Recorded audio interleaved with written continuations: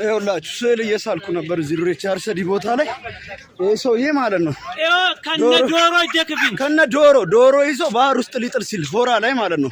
እነዚህ ናቸው ኢሬቻ ስም የሚያሰድቡት።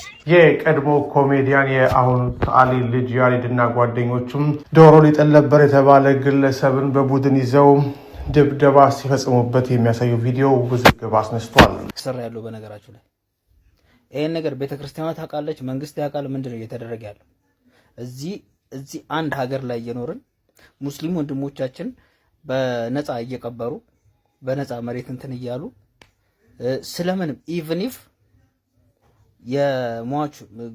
የሟች ሙስሊም አይደለችም እሷ የሟች ማህበር ቤተሰብ እዳ እንኳን ቢኖርባቸው የሙስሊሙ ማህበረሰብ የሚከፍል ማህበረሰብ ባለበት 500 ሺህ ብር የሚከፈልበት ምክንያቱ ለምንድን ነው?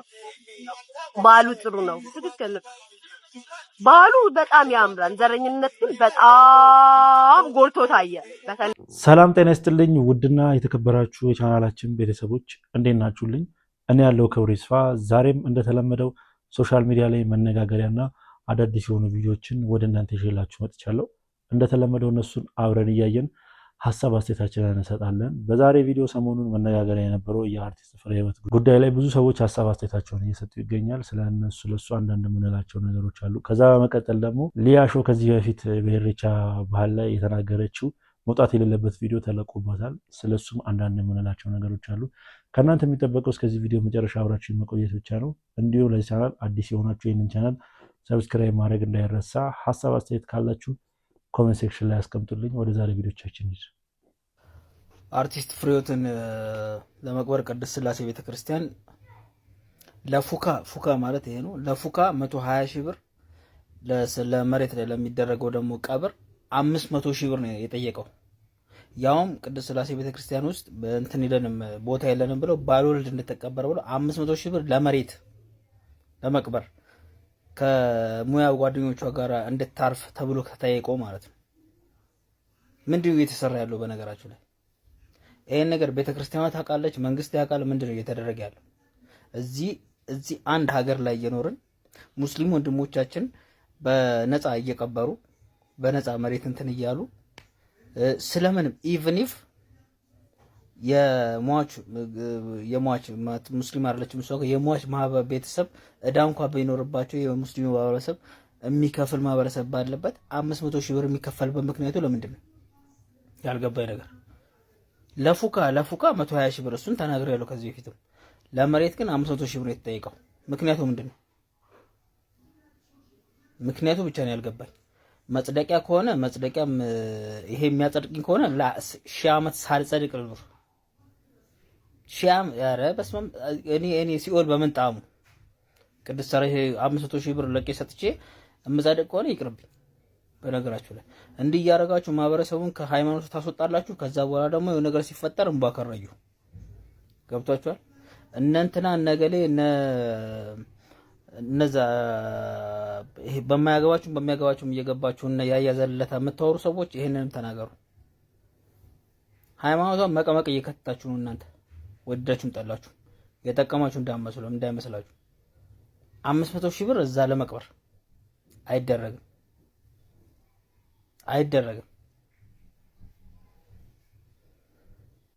እንግዲህ ይሄ ጉዳይ ብዙዎችን ያስከፋና ያስቆጣ ጉዳይ ሆኗል። በተለይ ደግሞ የኦርቶዶክስ ተዋሕዶ ቤተክርስቲያን አማኞችን በጣም እያስቆጣ ይገኛል። እኔም አንድ የኦርቶዶክስ ተዋሕዶ ቤተክርስቲያን አማኝ ነኝ እና ይህ ነገር እኔንም አናዶኛል፣ እንደዚህ አይነት ነገር መፈጠሩ። ሲቀጥል ደግሞ አንድ ግለሰብ በህይወት እያለ ሊኖረው የማይችለውን ገንዘብ ከሞተ በኋላ ለመቃብር ተብሎ መጠየቅ አለበት ብዬ አላስብም። እኔ እንደዚህ አይነት ነገር ስሰማ ለመጀመሪያ ነው። ያው ክፍያዎች እንዳሉ አውቃለሁ፣ ግን እንደዚህ የተጋነነ ብር አለ ብዬ አላስብም ነበር። እስኪ እናንተ በዚህ ቪዲዮ ላይ ያላችሁን ሀሳብ አስተያየት አስቀምጡበት። እሺ፣ በአንድ ጊዜ ሙሉ ብዙ የተበላውስ መቼ ነው? በአንድ ቀን አመን ካለመንክ ገመቱ 30 ሺህ ብር አጥቻለሁ። ትራንዛክሽን አውጥቼ ያሳያለሁ። ኧረ ችግር የለውም አምናለሁ። የዕቁብ ብር ነው የተቀበልኩት። በአንድ ቀን ነው። አቫተር የሚባል ጌም አለ ገባው። በትንሽ ብር ነው የጀመርኩት። እንትን እያለኝ እልውስ ገባው።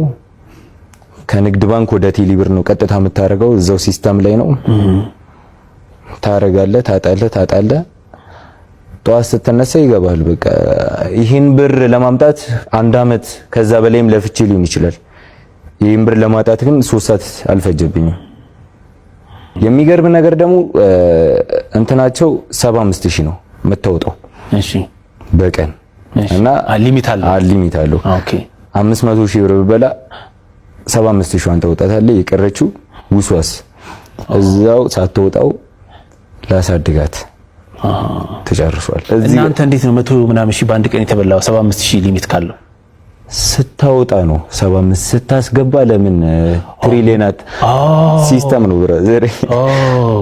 ማስገባት ይቻላል ማስወጣት ግን ገንዘብ ግን የምታወጣው 75000 ብቻ ነው። 500000 ብትበላ የምታወጣው በቀን 75000 ብቻ ነው። 75000 ነው የቀረውን ትበላለህ። ገባ አይደለ? እዛ ውስጥ ብር ሲቆም አንተ ሱሰኛ ነህ። ዋናው እዚህ ጋር አለህ ነው የሚባለው እንጂ አይሰጥም። ግን አድሮ ማውጣት ትችላለህ። 75000 ነው ግን መልሰህ በነጋታው 75000 ነው የከፋፈልክ ነው። አንተ ግን ሱሰኛ ነህ። የቁማር ሱሰኛ አይደለ? ብሩ እዛ ጋር ቁጭ ብሎ ያስችላል። አያስችልም። ትጫወታለህ። ከተበላህ በኋላ አቆምክ ወይንስ ቀጠልክ?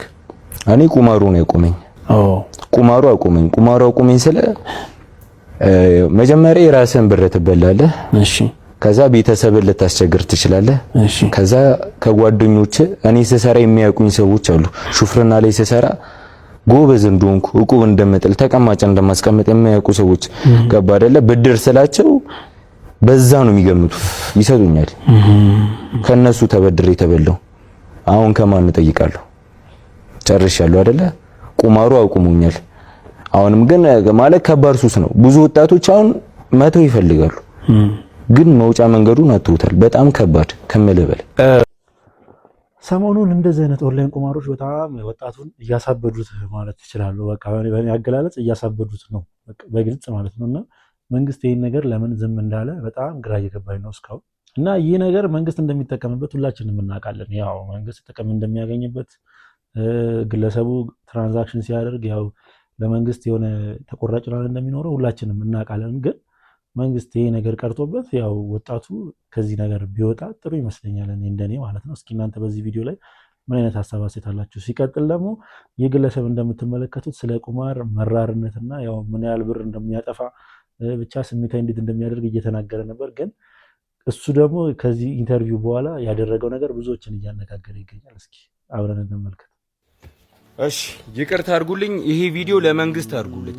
ለመንግስት እግዚአብሔርን ነው የምለው። መንግስት ቆይ ሀገር የሚረከብ ትውልድ ትፈልጋለህ አይደለ? ኢትዮጵያ ውስጥ ያሉ ወንዶች ከ175% ኦንላይን የአቫተርና የተለያዩ ቨርቹዋል የፍሩቶች ጌም ተጠቂ ሆነዋል።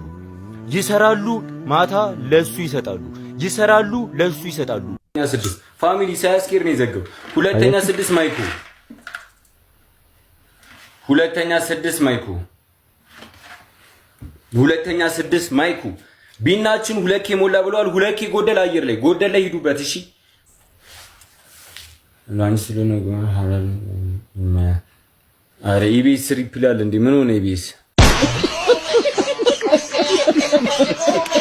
እንግዲህ እንደተመለከታችሁት ነው በሚያስቅ መልኩ ነው ሁላ መልስ የመለሰው። ያው ኢቢኤስ ላይ ኢንተርቪው ከቀረበ በንጋታ ወይ በሁለተኛው ቀን ይመስለኛል እንደዚህ ላይቭ ላይ ገብቶ ኦንላይን እንደዚህ ቁማር እያጫወተ ሲያዩት ሰው እንደ ዝም ብለህ ነው እንደዛ ስለ ቁማር መጥፎነት ስታወራ የነበረው ላይቭ ላይ ኮሜንት ላይ ነው የሚጽፉለት።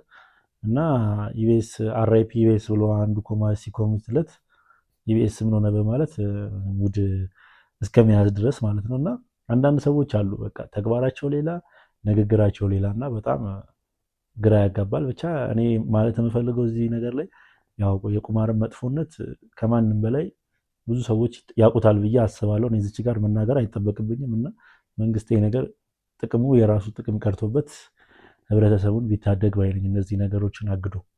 የቀድሞ ኮሜዲያን የአሁኑ ሰዓሊ ልጅ ያሬድና ጓደኞቹም ዶሮ ሊጥል ነበር የተባለ ግለሰብን በቡድን ይዘው ድብደባ ሲፈጽሙበት የሚያሳዩ ቪዲዮ ውዝግብ አስነስቷል።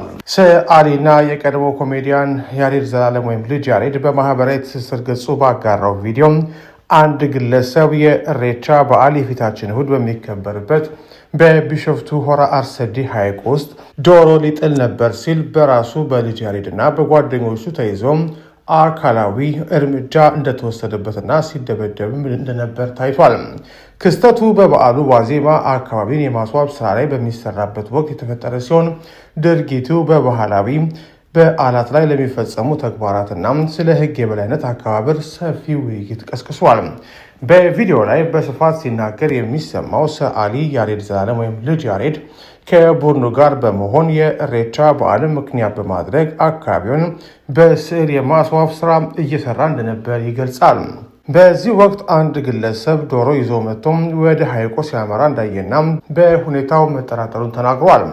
ሰዓሊው እንደሚለው ግለሰቡን ዶሮን ምን ልታደርግ ነው ብሎ ሲጠይቀው ሐይቁ ውስጥ ልጥለው ነው የሚል ምላሽ አግኝቷል። ይህንን ተከትሎ ያሬድና በአካባቢ የነበሩ ሌሎች ሰዎች ግለሰቡን በቁጥጥር ስር አውለዋል። ሰዓሊው ድርጊቱን የኢሬቻን በዓልና የኦሮሞን ባህል ለማጠልሸት የሚደረግ የተደራጀ ተንኮል በማለት የገለጸው ሲሆን እንዲህ ያሉ ተግባራት በዓሉ የሰይጣን ነው የሚል የተሳሳተ ትርጓሜ እንዲሰጡ ያደርጋሉ ሲል በምሬት ሲናገር በቪዲዮ ላይ ይሰማል። ለ20 ዓመታት ባህሉን ሲያከብር እንዲህ አይነት ነገር አይቶ እንደማያውቅም ተናግሯል። ቪዲዮ በማህበራዊ ሚዲያ በኩል ከተሰራጨ በኋላ በርካታ ተመልካቾች ከተፈጸመው ድርጊት ጀርባ ያለውን የሕግና የሰብአዊነት ጉዳይ አንስቷል። አንድ ግለሰብ የፈለገውን የማመን መብት አለው። ወንጀል ፈጽሟል ተብሎ ቢጠረጠር እንኳን ጉዳዩን በሕግ አግባብ ለፖሊስ ከማቅረብ ይልቅ እነ ልጅ ያሬድና ጓደኞቹም በራሳቸው እጅ እርምጃ እንዲወሰድ መገፋፋት፣ መስደብና መደብደብ የሕግ የበላይነትን የሚጥስ ተግባር ነው ሲሉም ብዙዎች ይከራከራሉ።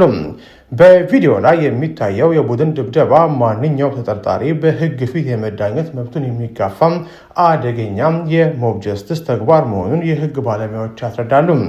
ሌላው የሰብአዊ መብት ጉዳይ ነው። የተጠርጣሪው ማንነትና የድርጊቱ ትክክለኛ ዓላማ በሕግ ሳይጣራ በቡድን አካላዊ ጥቃት ማድረስ ከሰብአዊነት አንጻርም ተገቢነት የሌለው ተግባር መሆኑን አስተያየት ሰጪዎች ለዛሀበሻ ገልጸዋል። በቪዲዮ ላይ ክስ የቀረበበት ግለሰብ ድምፅ በግልጽ አይሰማም። ድርጊቱን ለመፈጸም ያነሳሳው ትክክለኛ ምክንያት ምን እንደሆነ የሰዓሊው ክስ ትክክል መሆኑን ወይም አለመሆኑን ለማረጋገጥ የጠርጣሪውን ወገን መስማት አስፈላጊ ነው። አንዳንዶች ድርጊቱም ተንኮል ሊሆን እንደሚችል ሲስማሙ፣ ሌሎች ደግሞ ግለሰቡ የራሱ የሆነ እምነት ወይም የግል ችግር ሊኖርበት ይችላል የሚል ምልከታ አላቸው። ክስተቱ የባህልና የእምነት በዓላትን ከማይገቡ ተግባራት እንዴት መጠበቅ እንደሚቻል ጥያቄ ከማስነሳቱን ባሻገር የዜጎችን በሕግ ፊት እኩል የመዳኘት መብትና የሕግ የበላይነትን የማክበር አስፈላጊነት ላይ ትልቅ ትምህርት የሚሰጥ ሆኗል። እናንተ በዚህ ጉዳይ ላይ ምን ትላላችሁ? አስተያየታችሁን በኮመንት ላይ ጻፉልን። እንግዲህ ብዙ ሰዎች በዚህ ነገር ላይ ሀሳባቸውን እየሰጡ ይገኛሉ። አንዳንዶች ደግ አደረጉ፣ እሰይ እንኳን መጡት እያሉ አስተያየታቸውን ሲሰጡ፣ አንዳንዶቹ ደግሞ ምንም ቢያጠፋ ይህ ግለሰብ በእንደዚህ አይነት መልኩ መቀጣት የለበትም እያሉ ብዙዎች ሀሳባቸውን እየሰጡ ይገኛሉ። እኔም ከነሱ ጎራ ነኝ። ለምን ማንኛውም ሰው ቢያጠፋ የሆነ መቅጣት ያለበት አካል ሊኖር ይገባል እንጂ እንደዚህ ስለተገኘ ብቻ መወገር አለበት ብዬ አላስብም። ሲቀጥል ደግሞ በዛሬው ዕለት ሁላችንም ኢሬቻ እየተከበረ መሆኑን ሁላችንም እናውቃለን እና ይህ ተግባር የተፈጸመው በትላንትናው ዕለት ያው ቢሾፍቱ አካባቢ የዝግጅቶችን እያደረጉ ባለበት ወቅት ነው እነ ልጅ ያሬድ ይህን ግለሰብ አገኘ ነው ያሉት እና ይህ ነገር እውነት ይሁን ውሸት ይሁን ምንም የተረጋገጠ ነገር የለም። እነሱ ስላሉ ብቻ ይህ ሰው መደብደብ አለበት ብዬ አላስብም። ባህሉ ጥሩ ነው፣ ትክክል ነው። ባህሉ በጣም ያምራል። ዘረኝነት ግን በጣም ጎልቶ ታየ። በተለይ በነገ በሚከበረው በኢሬቻ ባህል ላይ ማለት ነው። ዘረኝነቱ ወጣ።